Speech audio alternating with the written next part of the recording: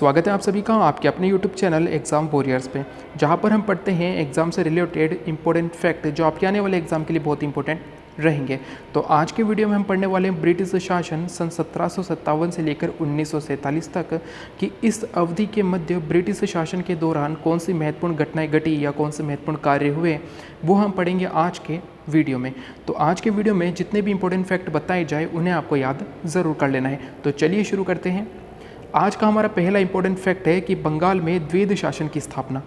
जैसा कि आप जानते हैं कि बंगाल में द्वैध शासन की स्थापना रॉबर्ट क्लाइव के द्वारा की गई थी। रॉबर्ट क्लाइव जिसने कि एक महत्वपूर्ण युद्ध लड़ा था और ये युद्ध था 1757 का प्लासी का युद्ध। ये क्वेश्चन कई बार एग्जाम में पूछा गया है कि प्लासी का युद्ध कब हुआ था, तो सन 1757 में प्लासी का युद्ध हुआ था और इस प्लासी के युद्ध को जीता था रॉबर्ट क्लाइव ने। हुआ ये था कि उस समय बंगाल का नवाब हुआ करता था जिसका नाम था सिराजुद्दौला। इंपॉर्टेंट और आपको याद रखने कि बंगाल का नवाब हुआ करता था सिराजुद्दौला। इसके और ब्रिटिश सेना के मध्य जिसका नेतृत्व करता था रॉबर्ट क्लाइव, इन दोनों के मध्य एक युद्ध हुआ था। ये युद्ध हुआ 1757 में जिसे कहा गया प्लासी का युद्ध।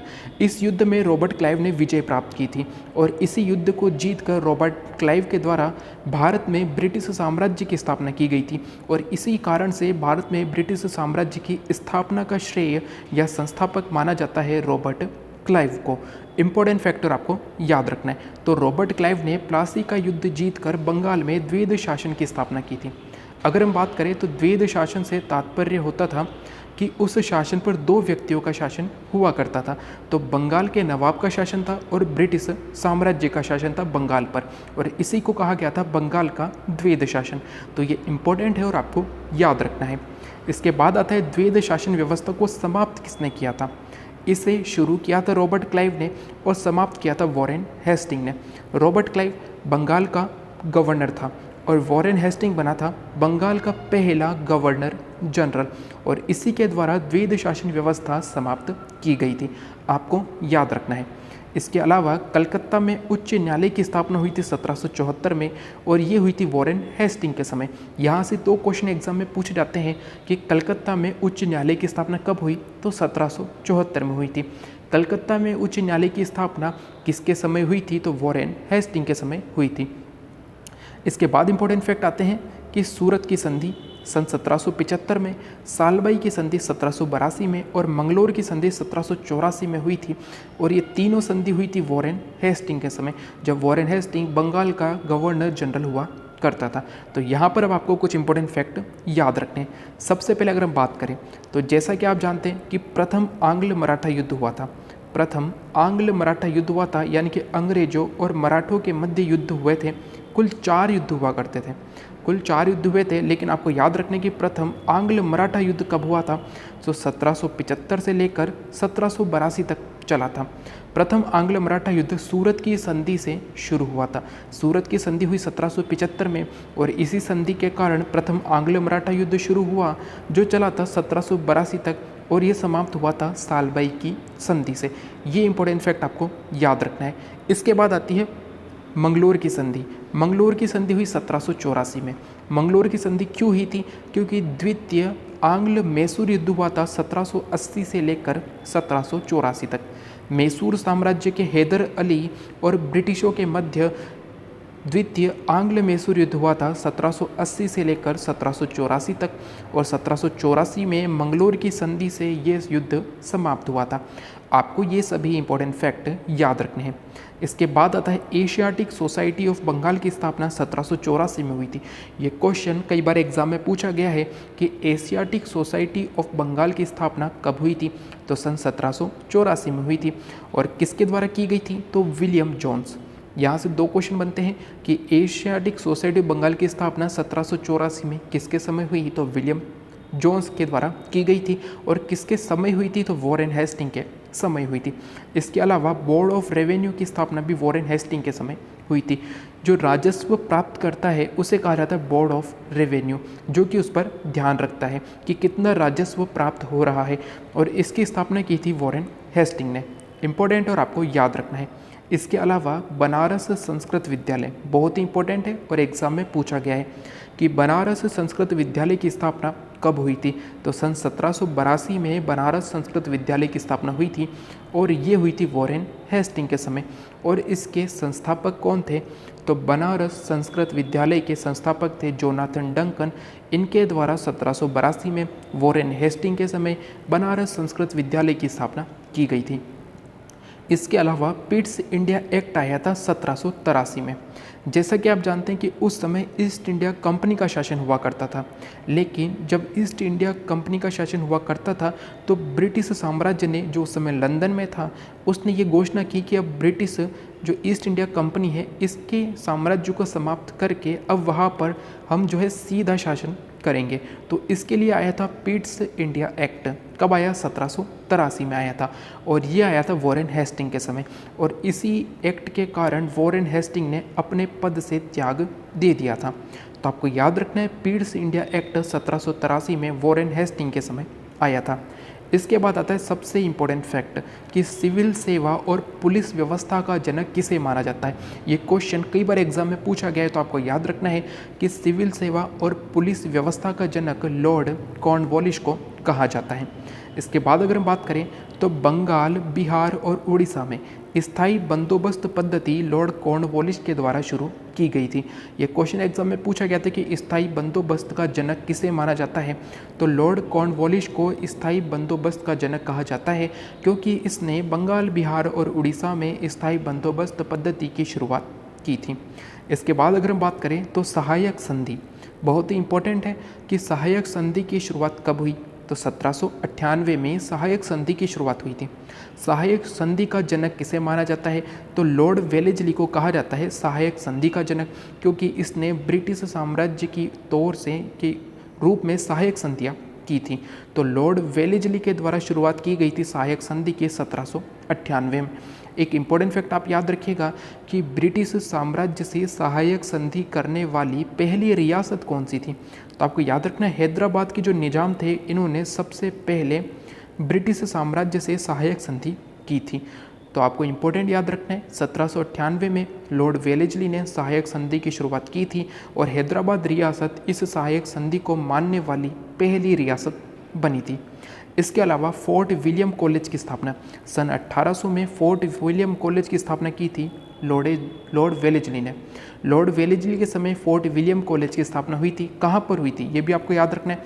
तो कलकत्ता में फोर्ट विलियम कॉलेज की स्थापना की गई थी। इम्पोर्टेंट है और आपको याद रखना है। इसके बाद आती है बसीन की संधि। बसीन की संधि कई बार एग्जाम में पूछी गई है कि बसीन की संधि कब हुई थी। सन 1802 में हुई थी। आपको ये याद रखनी है क्योंकि 31 दिसंबर कब? तो 31 दिसंबर 1802 में पेशवा बालाजी बाजीराव द्वितीय और ब्रिटिश साम्राज्य के मध्य यानी कि लॉर्ड वेलेस्ली के मध्य बसीन की संधि हुई थी और इस संधि के पश्चात ही द्वितीय आंग्ल मराठा युद्ध शुरू हुआ था जो चला था 1803 से लेकर 1805 तक। ये भी आपको याद रखना है। अभी जैसा कि मैंने आपको बताया प्रथम आंग्ल मराठा युद्ध हुआ था 1775 से लेकर 1782 तक। 1782 में सालबाई की संधि से समाप्त हुआ था और बसीन की संधि हुई 31 दिसंबर 1802 को और इसी युद्ध के पश्चात 1803 से लेकर 1805 तक चला था द्वितीय आंग्ल मराठा युद्ध। इंपॉर्टेंट है और आपको याद रखना है। और यहाँ पर आपको ये भी याद रखना है कि बसीन की संधि किसके मध्य हुई थी। तो लॉर्ड वेलेस्ली और मराठा के बालाजी बाजीराव द्वितीय के मध्य हुई थी। इसके बाद अगर हम बात करें तो वेल्लोर में सिपाही विद्रोह कब हुआ था। आपको याद रखना है कि वेल्लोर में सिपाही विद्रोह हुआ था 1806 में, जो हुआ था सर जॉर्ज बर्लो के समय, जो उस समय बंगाल का गवर्नर जनरल हुआ करता था। इसके अलावा सबसे इम्पोर्टेंट अमृतसर की संधि कब हुई। तो सन 1809 में 1809 में अमृतसर की संधि हुई थी। जो भी स्टूडेंट एसएससी सीएचएसएल का एग्ज़ाम देने वाले हैं उनके लिए सबसे इम्पोर्टेंट टॉपिक है संधि। तो जितनी भी इम्पोर्टेंट संधियाँ हुई थी उन सबको आपको याद ज़रूर कर लेना है, चाहे वो सूरत की संधि हो, सालबाई की संधि हो, अमृतसर की संधि हो, लाहौर की संधि हो या बसीन की संधि हो। ये सभी आपको याद होनी चाहिए क्योंकि ये क्वेश्चन एग्ज़ाम में ज़रूर पूछे जाते हैं। तो आपको याद रखना है अमृतसर की संधि 1809 में हुई थी। उस समय पंजाब के महाराजा हुआ करते थे महाराजा रणजीत सिंह उनके मध्य और लॉर्ड मिंटो के मध्य। लॉर्ड मिंटो उस समय बंगाल का गवर्नर जनरल हुआ करता था। इन दोनों के मध्य 1809 में अमृतसर की संधि हुई थी। इसके बाद 1813 का चार्टर एक्ट लॉर्ड मिंटो के समय ही पारित हुआ था। आपको यहाँ पर ध्यान देना है कि एक था लॉर्ड मिंटो और एक होता था Lord Minto second. Lord Minto second होता था 1909 में, ठीक है दोस्तों। और लॉर्ड मिंटो प्रथम कहा जाता है 1809 में जो हुआ था उसे कहा जाता है लॉर्ड मिंटो प्रथम, और लॉर्ड मिंटो सेकंड हुआ था 1909 में, यानी कि 20वीं शताब्दी में। तो यहाँ पर आपको ध्यान देना है कि 1813 का चार्टर एक्ट लॉर्ड मिंटो के समय पारित हुआ था। इसके बाद अगर हम बात करें संगोली की संधि, बहुत ही इंपॉर्टेंट है संगोली की संधि। संगोली की संधि क्यों हुई थी? तो आपको याद रखना है युद्ध हुआ था आंग्ल नेपाल युद्ध, इंपॉर्टेंट। और आपको याद रखना है कि आंग्ल नेपाल युद्ध हुआ था और इस युद्ध की समाप्ति हुई थी संगोली की संधि से।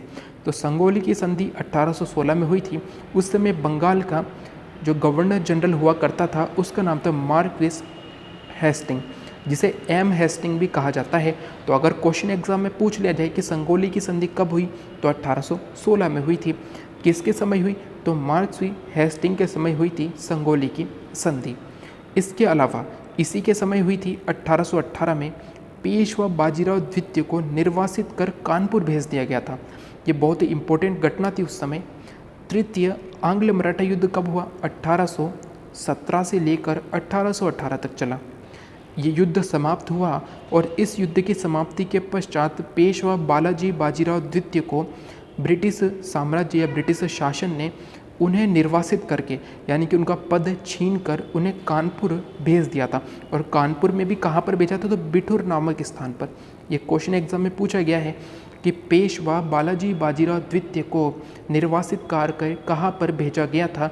तो बिठूर भेज दिया गया था, जो है कानपुर में। इम्पोर्टेंट और आपको याद रखना है। इसके बाद अगर हम बात करें तो बैरकपुर का सैन्य विद्रोह। बैरकपुर का सैन्य विद्रोह कब हुआ? 1824 में हुआ था। अभी हमने ऊपर पढ़ा था वेल्लोर का सिपाही विद्रोह, वो हुआ था 1806 में। बैरकपुर का सैन्य विद्रोह हुआ 1824 में और उस समय बंगाल का गवर्नर जनरल था लॉर्ड एमहर्स्ट। इम्पोर्टेंट है और आपको याद रखना है। इसके बाद अगर हम बात करें तो 1833 का चार्टर एक्ट। 1813 का चार्टर एक्ट आया था लॉर्ड मिंटो के समय। 1833 का चार्टर एक्ट आया था विलियम बेंटिक के समय। इंपॉर्टेंट है, विलियम बेंटिक से जुड़े इंपॉर्टेंट फैक्ट आपको ज़रूर याद रखने हैं। साथ ही अगर हम बात करें तो सती प्रथा शिशु वध पर लॉर्ड विलियम बेंटिक के द्वारा प्रतिबंध लगाया गया था। लॉर्ड विलियम बेंटिक बंगाल का अंतिम गवर्नर जनरल था, क्योंकि 1833 में जो है चार्टर एक्ट आया, इसके पश्चात बंगाल के गवर्नर जनरल का पद को समाप्त करके भारत के गवर्नर जनरल का पद रखा गया था। और इस पद पर नियुक्त होने वाला पहला व्यक्ति था लॉर्ड विलियम बेंटिक।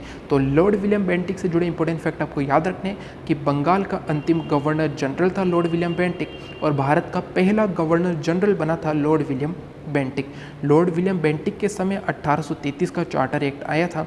इसके अलावा आपको दो इंपॉर्टेंट फैक्ट याद रखने हैं कि सती प्रथा को किसके द्वारा प्रतिबंध किया गया था या किसके द्वारा प्रतिबंध लगाया गया था? तो लॉर्ड विलियम बेंटिक ने सती प्रथा पर प्रतिबंध लगाया था। साथ ही इसने शिशु वध पर प्रतिबंध लगाया था। तो ये हैं आज के इंपॉर्टेंट फैक्ट बंगाल के गवर्नर जनरल से जुड़े हुए, और क्वेश्चन यहीं से एग्जाम में पूछे जाएंगे, तो आपको ये सभी इंपॉर्टेंट फैक्ट याद ज़रूर करने हैं। इसके आगे हम कंटिन्यू करेंगे जिसमें हम पढ़ेंगे भारत के गवर्नर जनरल और भारत के वाइसराय, इनके समय में कौन सी महत्वपूर्ण घटनाएं हुई थी, ये हम आने वाले वीडियो में पढ़ेंगे। तो आपको आज की वीडियो में बताए गए सभी इंपॉर्टेंट फैक्ट याद ज़रूर करने हैं। तो अगर आज का वीडियो अच्छा लगे तो आने वाला वीडियो ज़रूर देखिएगा। साथ ही वे सभी जो आज चैनल पर नए हैं उन्हें वीडियो अच्छा लगे, उपयोगी लगे, तो चैनल सब्सक्राइब करना न भूलें। साथ ही बेल आइकन ज़रूर दबाएं जिससे कि आने वाले वीडियो की तुरंत जानकारी आपको मिल सके। Thank you. जय हिंद, जय भारत।